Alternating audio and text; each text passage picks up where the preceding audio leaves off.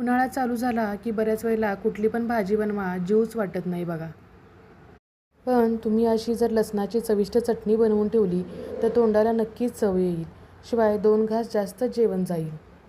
ही चटणी करायला अगदी सोपी आहे. शिवाय ही महिनाभर छान टिकते. ही चटणी भाकरी, चपाती किंवा वरण भातावर जरी टाकून खाल्ली तरी वरण भाताला सुद्धा छान टेस्ट येते. नमस्कार, मी सुषमा खूप खूप स्वागत करते तुमचं माझ्या किचनमध्ये. इथं आपण 4 ते 5 लसणाचे गड्डे घेतलेले आहेत. हा देशी लसूण मी घेतलेला आहे की जेणेकरून त्याला वास छान असतो, पण त्याची पाकळी जरा बारीक असते. असं म्हणतात की हृदयासाठी 1 रोज लसणाची पाकळी खावी, तर त्याऐवजी तुम्ही अशी लसणाची चटणी जरी खाल्ली तरी चालू शकते. सुरुवातीला आपण सगळा हा लसूण सोलून घेणार आहोत. देशी लसूण सोलायला जरासा अवघड जातो कारण त्याच्या पाकळ्या खूप बारीक असतात. परंतु फक्त हातावर चोळून जरी घेतला तरी चालू शकतो तुम्ही. हा लसूण अर्धी वाटी झालेला आहे, बरोबर इथं पाहू शकता. आता आपण चटणी करायला घेऊया. त्यासाठी मी तव्यामध्ये 1-2 चमचे जिरे घेतलेले आहेत. ते आपण छान भाजून घेणार आहोत. आता या जिऱ्यामध्येच अर्धी वाटी मी खोबरं किसून घेतलेलं आहे. सुकं खोबरं आहे, तेही आपण छान भाजून घेणार आहोत. सुकं खोबरं भाजून घ्यायचं चांगलं, म्हणजे मग ती चटणी टिकते छान. जर खोबरं कच्चं राहिलं तर बऱ्याच वेळेला खूप दिवस जर चटणी राहिली तर कुबट वास येऊ शकतो. यासाठी खोबरं छान भाजून घ्यायचं.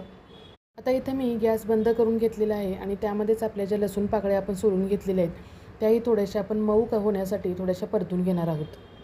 बंद गॅसवरतीच या लसूण पाकळ्या भाजून घ्यायच्या, म्हणजे त्यातला फ्लेवर तसाच राहतो. आता वरून थोडंसं 1-2 चमचे आपण तेल घालणार आहोत. ही चटणी बनवताना अगोदरच तेल घातल्यामुळं वरून तेल घेण्याची काही गरज लागत नाही. शिवाय तेल घातल्यामुळं चटणी टिकतेही छान. इथं आपण पाहू शकता खोबरं अजिबात मी करपवलेलं नाही आहे किंवा लसूणसुद्धा अजिबात करपवलेलं नाही. फक्त आपण गरम करून घेतलेल्या आहेत सगळ्या वस्तू. आणि आता हे थंड करायला आपण एका प्लेटमध्ये काढून घेऊया. एक निवेदन करते, माझ्या चॅनलवरती नवीन असाल तर चॅनलला नक्कीच सबस्क्राईब करा आणि बेल आयकॉनला क्लिक करा, म्हणजे अशाच चविष्ट रेसिपी तुमच्यापर्यंत लगेच पोहोचतील. आता ही चटणी मी खलबत्त्यामध्ये कुटणार आहे की जेणेकरून चटणीची चव अजून जास्त वाढते. आता यामध्ये मी लाल मिरची पावडर घातलेली आहे. ही घरी कुटलेली लाल मिरची पावडर आहे. ही छोटी अर्धी वाटी मी लाल मिरची पावडर घातलेली आहे. वजनी म्हणाल तर 100 ग्रॅम असू शकते. आणि 1 चमचा भरून आपण यामध्ये मीठ घातलेलं आहे. चटणी टिकायसाठी थोडंसं चढतं मीठ घालायचं आणि चटणीला चवही छान येते थोडं मीठ जास्त असेल तर. सुरुवातीला हे सगळं मिश्रण मी चमच्यानं एकत्र करून घेतलेलं आहे आणि या खलबत्त्यामध्ये आपण या पद्धतीनं सगळी चटणी आपण वाटून घेणार आहोत. तुमच्याकडे जर खलबत्ता नसेल किंवा कुटायला एवढा वेळ नसेल तर तुम्ही मिक्सरमध्ये घालून पल्स मोडवरती हळूहळू पुढं मागं करून तुम्ही मिक्सरमध्ये वाटू शकता. ही लसणाची चटणी खूप जास्त बारीक वाटायची नाही, थोडी जाडसरच ठेवायची, म्हणजे लसणाच्या पाकळ्या वाटल्या गेल्या पाहिजेत, परंतु खूप जास्त बारीक नाही वाटायची. खूप जास्त बारीक वाटली तर चिकट होऊ शकते. अशी खरबरीत राहिली तरीसुद्धा पाहू शकता इथं चटणीला आपल्या तेल किती छान सुटलेलं आहे खोबऱ्याचं, आणि लसणाची टेस्टही खूप छान त्याच्यामध्ये आलेली आहे.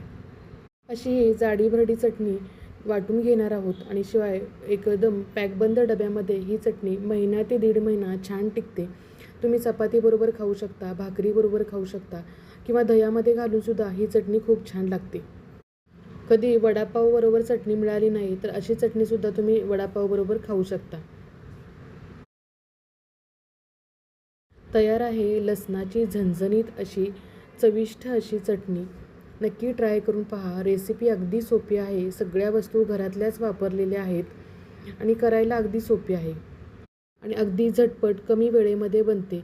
सध्या उन्हाळा आहे, दुपारच्या वेळेला किंवा कधी जेवायची इच्छा नसते त्यावेळेला थोडीशी चटणी घेऊन त्याच्यामध्ये थोडंसं तेल टाका किंवा दही टाका, त्यामुळे तुमच्या जेवणाला नक्कीच चव येते. इथं आज मी चपाती केलेली आहे, तर चपातीवर आपण तेल टाकून ही चटणी टाकून घेणार आहोत. चटणीची ही रेसिपी तुम्हाला जर आवडली असेल तर नक्की लाईक, शेअर, सबस्क्राईब करा आणि तुमच्या फ्रेंड सर्कलमध्ये शेअर करा. परत भेटू अशाच एका नवीन रेसिपीसह. तोपर्यंत मस्त खा, स्वस्त